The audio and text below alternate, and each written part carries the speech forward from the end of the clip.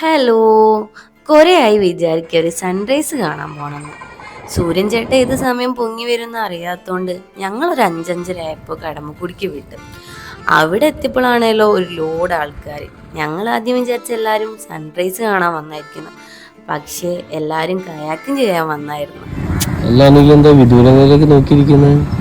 ഞങ്ങൾ സൂര്യൻ ചേട്ടനെ വെയിറ്റ് ചെയ്യാണ് ഗൈസ്. അങ്ങനെ ഫൈനലി അവൻ എത്തിയിരിക്കുകയാണ് ഗായ്സ്. രാവിലെ എണീറ്റ് പോകാൻ നല്ല മടി ഉണ്ടായിരുന്നേലും വന്നതിന് എന്തായാലും കാര്യമുണ്ടായി. കുറേ നേരം സൺറൈസ് ഒക്കെ കണ്ട് റിലാക്സ് ചെയ്തിരിക്കാൻ പറ്റി.